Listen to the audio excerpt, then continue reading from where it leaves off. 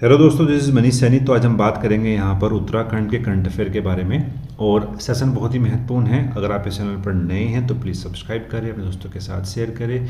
You can also join us on Telegram पर जो हमारा चैनल है वो अभ्यास अकेडमी के नाम से ही है। इसका लिंक आपको नीचे मिल जाएगा।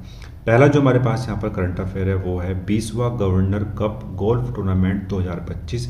ये कहाँ पर खेला गया है? तो ये नैनीताल में खेला गया है। नैनीताल में राजभवन गोल्फ क्लब के अंदर ही खेला गया है और अपने तरीके से ये 20वां जो है वो संस्करण था। टूर्नामेंट का जो समापन है वो 1 जून 2025 में हुआ। यहाँ पर अलग अलग कैटेगरी में जो विजेता रहे हैं उनको अवार्ड भी दिया गया, पुरस्कार भी यहाँ पर दिया गया है। तो बात करते हैं डिटेल में टूर्नामेंट के बारे में। ठीक है, ये टूर्नामेंट जो है वो 30 मई, ठीक है, 30 मई से 1 जून के बीच 3 दिनों तक जो है नैनीताल में हुआ, उत्तराखंड के अंदर। और इस आयोजन में उत्तराखंड के विभिन्न राज्यों से कुल मिलाकर 177 गोल्फ खिलाड़ियों ने यहाँ पर भाग लिया था। ठीक है, और बात करेंगे अगर हम यहाँ पर बच्चों, युवा और छात्रों ने जो है गोल्फ में रुचि लेने के लिए प्रोत्साहित करने के लिए राजभवन गोल्फ कोर्स 2024 में खोला गया था। और खेल में जो महिला खिलाड़ी हैं और युवाओं की भागीदारी को प्रोत्साहित करने के लिए यहाँ पर विशेष प्रयास यहाँ पर किए जा रहे हैं। अब बात करेंगे हम यहाँ पर कौन कौन से जो हैं यहाँ पर विजेता रहे हैं। बात करेंगे सबसे पहले कैटेगरी जो हमारे पास है वो है सुपर वेटरन क्रॉस श्रेणी के अंदर कर्नल S.C. गुप्ता को जो है अवार्ड मिला है। महिला वर्ग में जो है हमारे पास यहाँ पर सृष्टिधन है। क्रॉस श्रेणी में जफर इकबाल हैं। और नेट श्रेणी यानी 15 से 17 आयु वर्ग वाले तो यहाँ पर है अमायरा बजाज को जो है। और एमेच्योर श्रेणी यानी 12 से 14 आयु वर्ग के लिए समृद्ध चंद्र ठाकुर को यह पुरस्कार यहाँ पर मिला हुआ है। अब बात करेंगे थोड़े बहुत इतिहास के बारे में। तो जो नैनीताल में राजभवन गोल्फ क्लब है, इसकी स्थापना 1926 में यहाँ पर की गई थी। गवर्नमेंट हाउस एसेट के रूप में यहाँ पर इसको शामिल किया गया था। यह कोर्स नैनीताल के पर्वतीय क्षेत्र में समुद्र तल से लगभग 6700 से 700 फीट की ऊंचाई पर जो है हरे भरे और मिश्रित वनों में जो है यहाँ पर ये स्थित है। राजभवन गोल्फ क्लब का एक समृद्ध ऐतिहासिक रास्ता रहा है और इससे भारत में गोल्फ खिलाड़ियों के लिए एक प्रमुख गंतव्य के रूप में इसको माना जाता है। तो बहुत ही महत्वपूर्ण था आपके एग्जाम के पॉइंट ऑफ व्यू से। नेक्स्ट प्रश्न हमारे पास यहाँ पर कि उत्तराखंड में राज्य सहायता मिशन, ठीक है, स्टेट हेल्प मिशन, ठीक है, राज्य सहायता मिशन पर एक क्षेत्रीय कार्यशाला कहाँ पर हुई? तो देहरादून में हुई है। बहुत ही महत्वपूर्ण है। और ये जो कार्यशाला थी वो नीति आयोग ने यहाँ पर आयोजित की थी। बात करेंगे डिटेल में। नीति आयोग ने उत्तराखंड सशक्तिकरण और परिवर्तन संस्थान यानी सेतु आयोग के सहयोग से देहरादून में राज्य सहायता मिशन के अंतर्गत एक दिवसीय क्षेत्रीय कार्यशाला आयोजित की गई। अब बात करेंगे यहाँ पर सेतु में। ठीक है, जिस तरीके से आप सेंटर में जो है नीति आयोग को देखते हैं, ऐसे ही स्टेट के अंदर जो है सेतु की स्थापना की गई है, यानी state institution for empowering and transforming Uttarakhand नामक एक संस्था बनाई गई है जो सेम वही काम करेगी जो सेंटर में नीति आयोग का काम है। और ऐसा जो काम है वो उत्तराखंड के अंदर सेतु नामक संस्था के माध्यम से किया जाएगा। यह संस्था राज्य में योजना आयोग का स्थान लेगी और राज्य के विकास के लिए नीति निर्माण और क्रियान्वयन में जो है ये मदद यहाँ पर करने वाली है।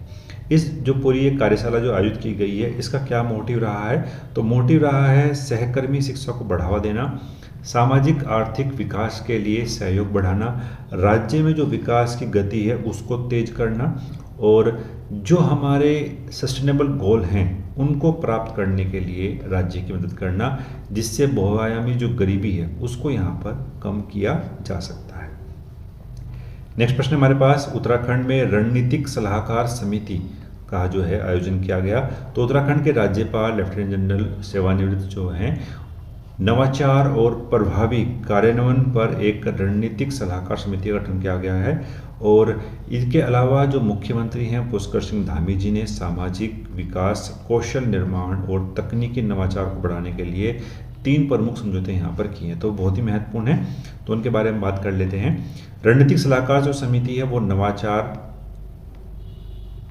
प्रभावी कार्यक्रम कार्यान्वयन को बढ़ावा देने के लिए मुख्यमंत्री जो हैं वो इसकी अध्यक्षता यहाँ पर करने वाले हैं, रणनीतिक सलाहकार समिति की।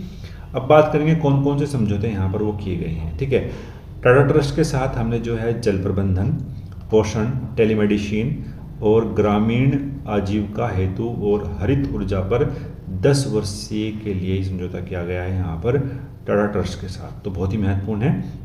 नेस्कॉम के साथ कौशल विकास समझौता उत्तराखंड को एक तकनीकी कौशल केंद्र के रूप में स्थापित करेगा, जिससे एआई, डाटा विज्ञान, साइबर सुरक्षा, पाइथन में पाठ्यक्रम में जो ये लैंग्वेजेस हैं, मशीन लैंग्वेजेस हैं, इनको शामिल किया जाएगा हमारे पाठ्यक्रम में। तो ये बहुत ही महत्वपूर्ण समझौते किए गए थे।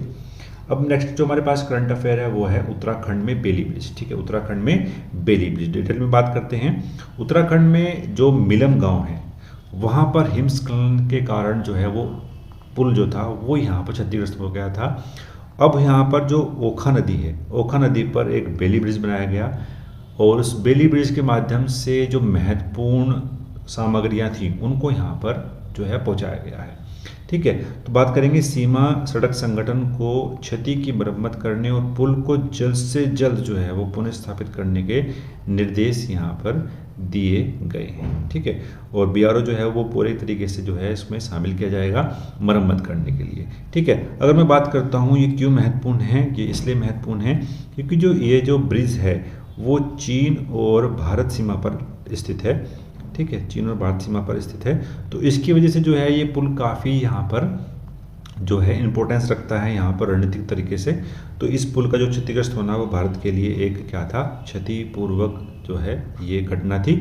इसको जो है वो बेली ब्रिज के माध्यम से यहाँ पर सेना ने जो ब्रिज बनाया और उसके माध्यम से यहाँ पर राहत सामग्री को जो है पहुँचाया गया है। बात करेंगे पुल की अवस्थिति और मिलम गांव से लगभग 8 किलोमीटर दूर स्थित एक बेली ब्रिज गांव और चीन सीमा पर स्थित है, जो कई सुरक्षा चौकियों के लिए एक महत्वपूर्ण संपर्क जो है वो प्रदान करता है। तो ये काफ़ी रणनीतिक तौर से जो है वो महत्वपूर्ण था, इसलिए जो है जल्द से जल्द इसका जो है वो निर्माण यहाँ पर किया गया है।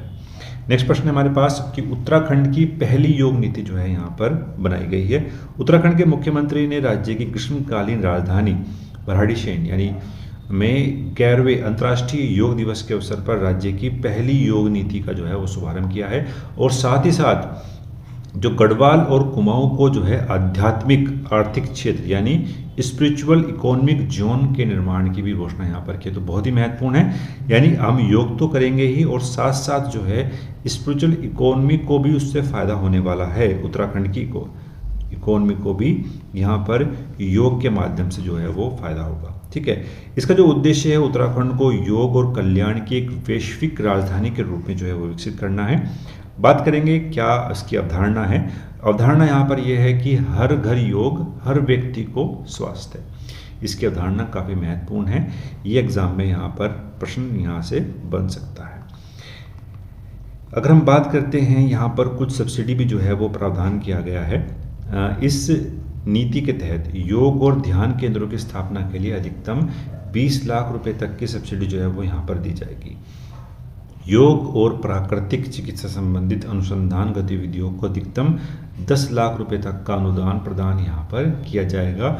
जो योग और चिकित्सा, प्राकृतिक चिकित्सा संबंधित यहाँ पर जो अनुसंधान गतिविधियों में कार्यरत हैं उनको जो है 10 लाख रुपए तक का अनुदान यहाँ पर देने की बात की गई है। तो ये करंट अफेयर था आपके लिए काफ़ी महत्वपूर्ण। तो ऐसे वीडियो से जुड़ने के लिए आप हमारे चैनल को सब्सक्राइब कर सकते हैं। तो मिलते हैं नेक्स्ट वीडियो में। धन्यवाद, जय हिंद।